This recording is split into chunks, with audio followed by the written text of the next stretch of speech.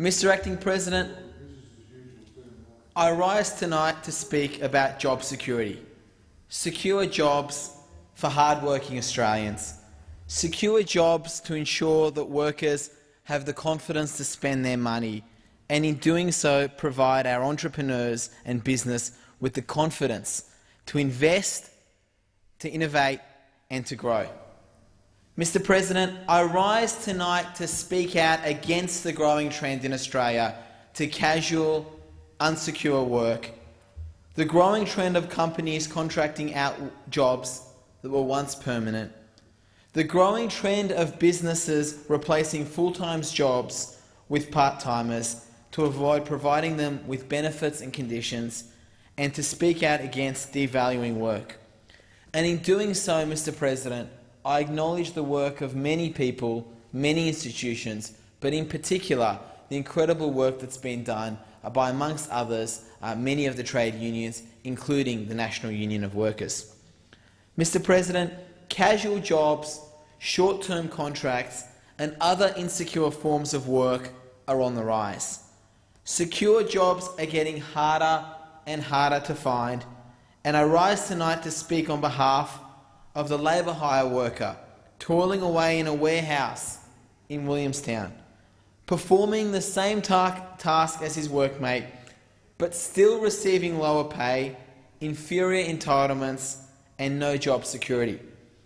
I rise tonight to speak on behalf of the casual home care worker, unable to predict their weekly hours or their income. And I rise tonight to speak on behalf of the so-called independent truck driver who receives a fixed contract rate but who must somehow still meet his own high and variable running costs. Mr. President, we on this side of the chamber, we are proud of our long history of fighting for fairness in Australian workplaces. Fair wages, fair hours and fair conditions. In the Australian Labor Party, we're proud to stand for dignity in the workplace for everybody, to stand for sustainable jobs, jobs that support families, jobs that ensure money flows into communities, creating the confidence that drives growth. When there is less money in the pockets of regular Australians, they're not going to be spending it in our small businesses, in our cafes, in our restaurants. They're not going to be spending it on a new kitchen, on fixing the squeak in the car. The money doesn't simply go around when it's not there. Mr. President, the number of Australians who are underemployed is climbing and continues to climb.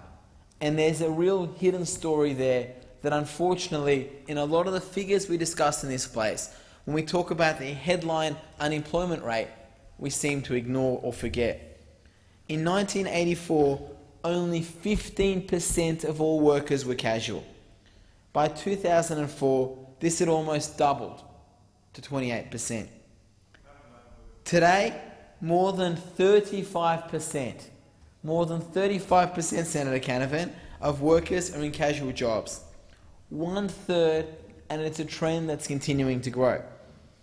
Casualization certainly is a global phenomenon, but we lead the world on this front, and there are consequences, social, economic consequences, that unfortunately we don't spend enough time in this place talking about. In the OECD, only Spain, with a higher proportion of seasonal work in agriculture, outranks Australia when it comes to casual employment. In hospitality, a growing sector, 2/3 of our employees are casual. 40% of all employees in the retail industry are casuals. And more than 4 million employees are engaged as casuals on short-term contracts, in labour hire or in independent contracts. Now, Mr. President, in the past, casual work was always considered a stepping stone to permanent employment. It was seen as something you did for a period of time while you nailed down some form of permanent employment. It was seen as something simply and quite often that young people, that students, that those first entering the workplace would be involved with. or a phase that young workers will pass through on their way to some kind of a more secure, a more permanent job, with the rights and protections that they would eventually get that many of us take for granted. But Mr. President, we're moving beyond that now. We're moving to a space where there are entire industries that are casualised. Entire industries like food processing, like hospitality, like retail and tourism. And unless we stand up in this place and in workplaces across the country, we won't start winning back the jobs that you can count on. Employees across Australia know this. Employees in places like Smith's Snack Foods in Queensland know this. Just today, staff at the company's Brisbane warehouse lodged a claim for protected industrial action. They're holding a sit-in to support the rights of the many casual workers that they work alongside. These workers who are peacefully occupying the lunchroom today wanted nothing more than fairness and equality for all the workers on the side.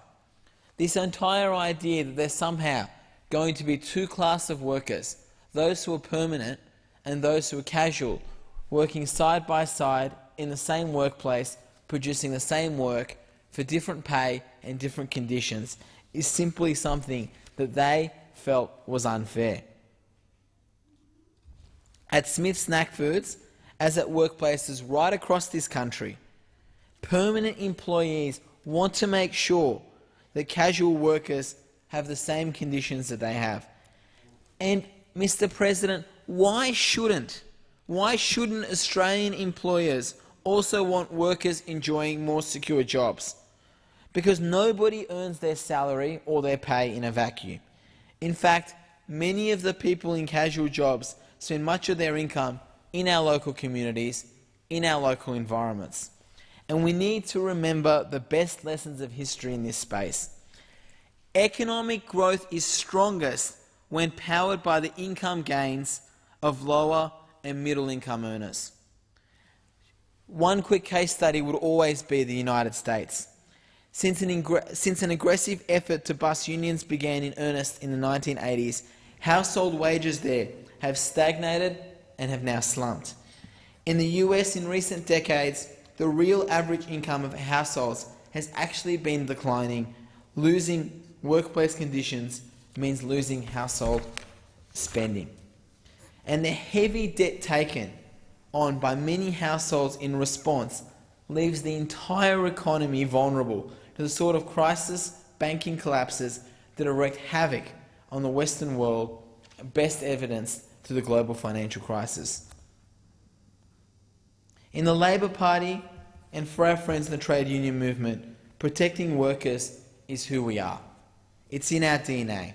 We'll always be protecting the achievements of Australian workers, fighting against their rights being ripped away, either directly or by stealth. And it's because fundamentally there is a belief, and a belief that I hope is shared across the chamber, in the dignity of work. Who will we be protecting? The large number of casual workers that we're talking about today are actually held by women. They're held by our youngest workers. They're held by Australia's newest arrivals, migrant men and migrant women who have come here to Australia trying to make it a better place. And they often are the most vulnerable in our society. And those of us in this chamber and in this place remain incredibly privileged. We have an incredibly opportunity to be a voice for those who are voiceless.